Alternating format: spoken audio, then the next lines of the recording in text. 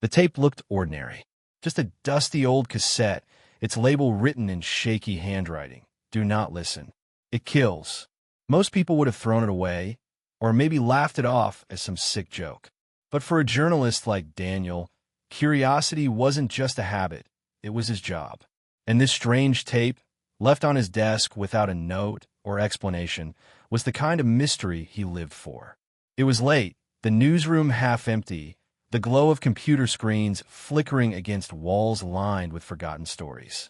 Daniel had chased many leads in his career, political scandals, missing persons, urban legends, but nothing like this. Who left it for him? And what do they mean by kills? Was it a prank? A threat? Or something darker? He held the cassette in his hands, its plastic warm as if it had been used recently. A chill crawled down his spine. Maybe it was the words written on it.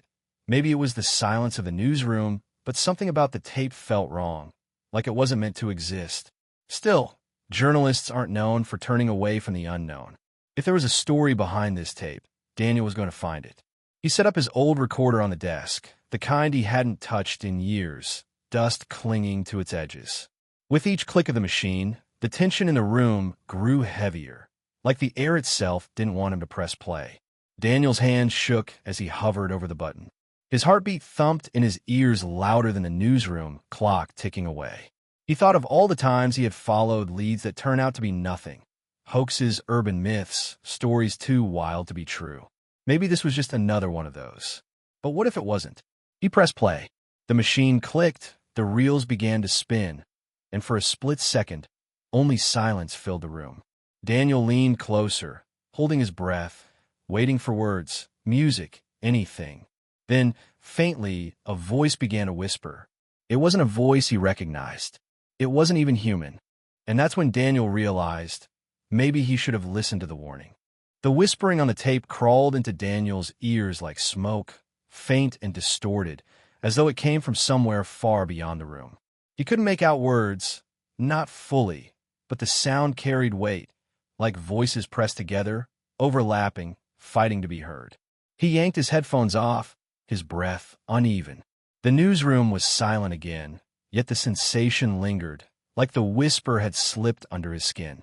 Daniel had been chasing strange stories for years, but not because they sold papers.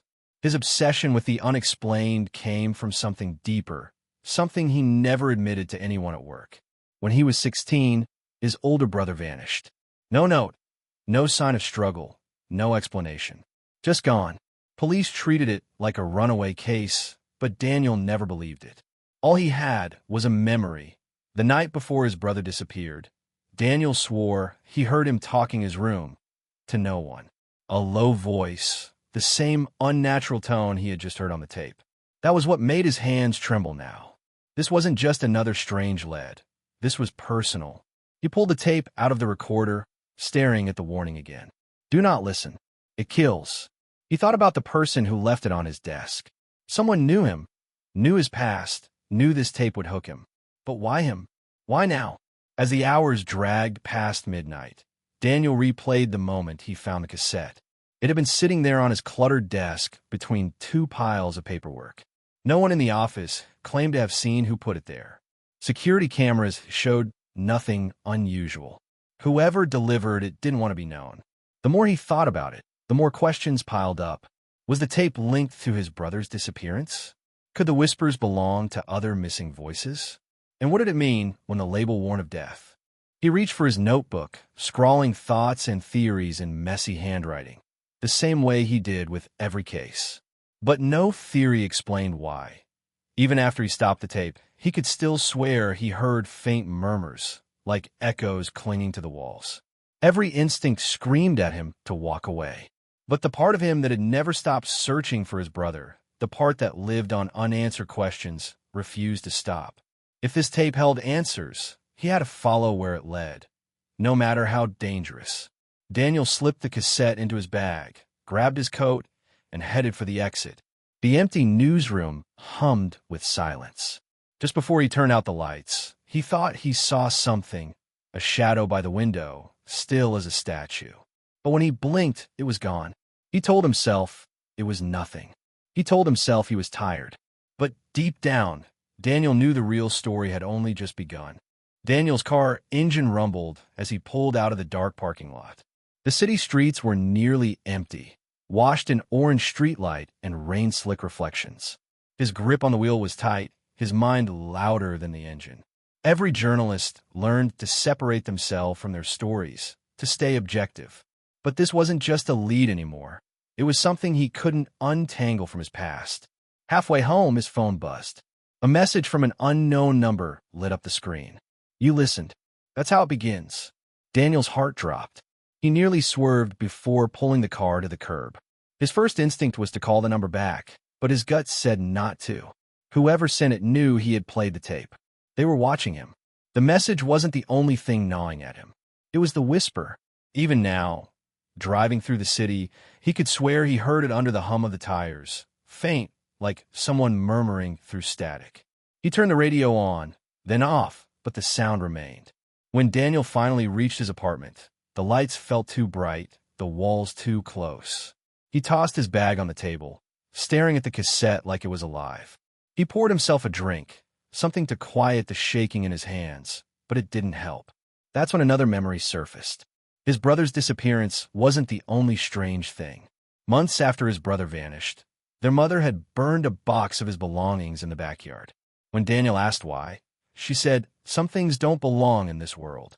At the time, he thought grief had broken her. Now he wasn't so sure. A new thought struck him. What if the tape wasn't meant for him? What if it was meant to stay hidden, destroyed like the things his mother feared? The moral dilemma pressed against his chest. Should he destroy the tape and walk away, or dig deeper and risk whatever darkness it carried? As much as he wanted to throw it in the fire, he couldn't. He needed answers. The next morning, he called an old source, Maya, a sound engineer who had helped him on a case years ago. If anyone could analyze the tape, it was her. But when he mentioned it over the phone, she went silent. "Daniel," she said finally, her voice low, "you need to bring that to me. Tonight. Don't listen again. Don't let anyone else hear it." Her urgency rattled him. She knew something. But before he could ask more, the line went dead. Later that day, he noticed someone trailing him, a man in a gray coat who never seemed too close, but never vanished either.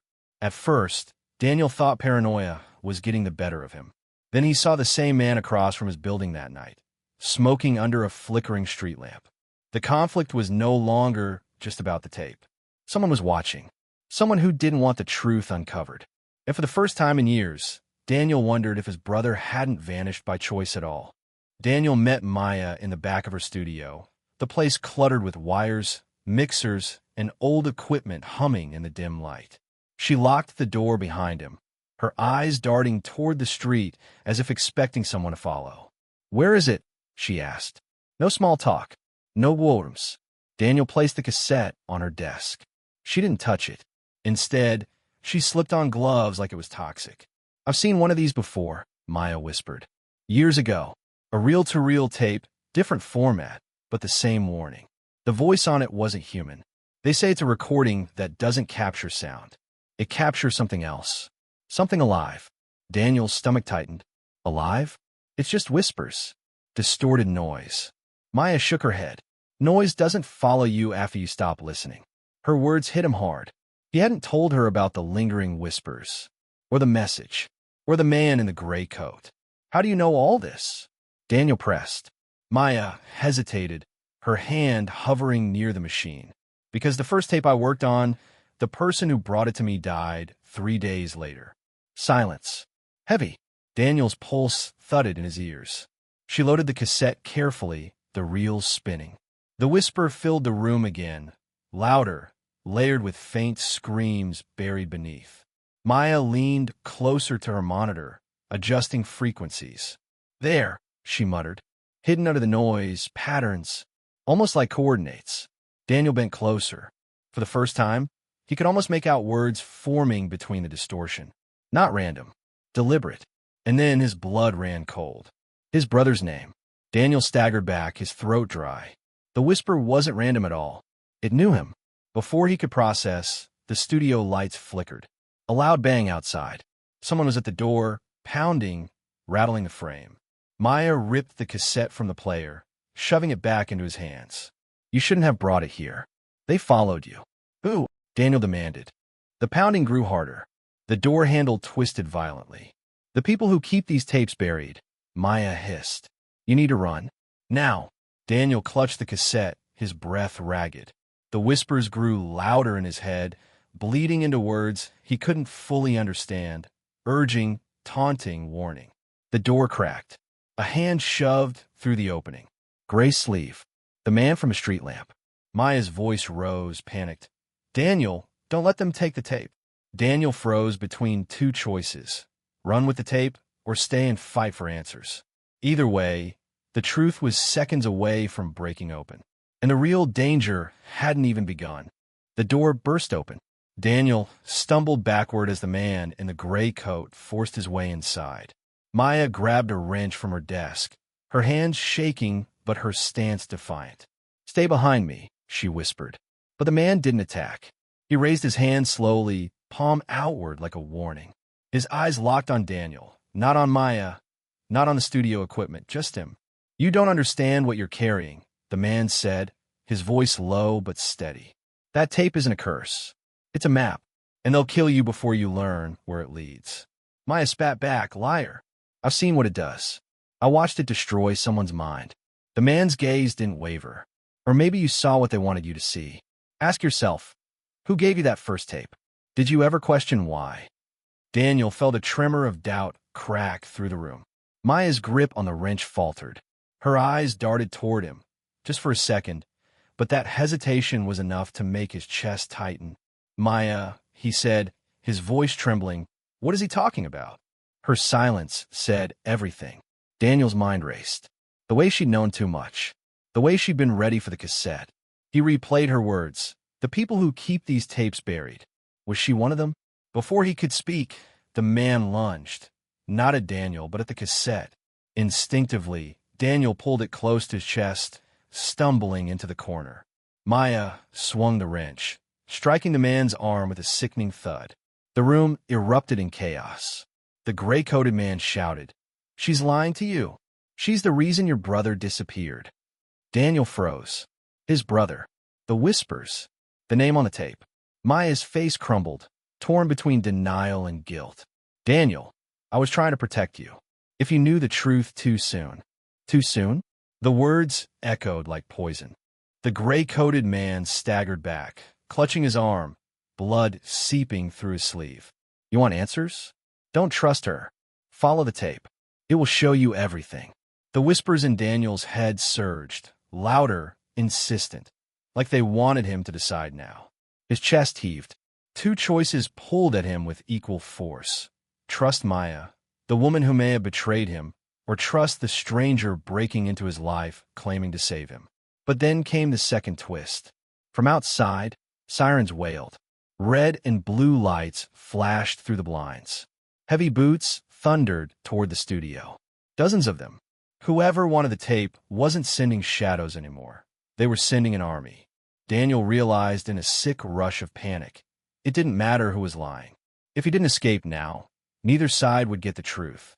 The tape, and maybe his life, would be erased before he ever found out what happened to his brother. The pounding on the studio door rattled the walls.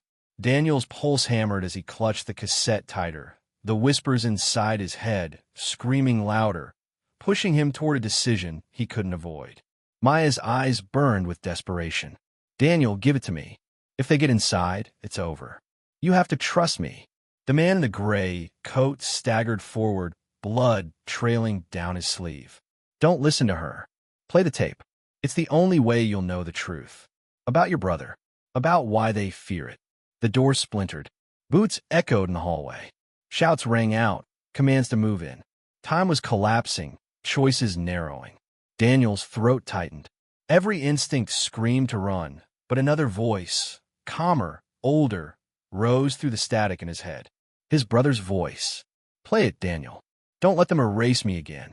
His hands shook as he slammed the cassette into the recorder. Maya lunged, but was too late. The reels began to spin.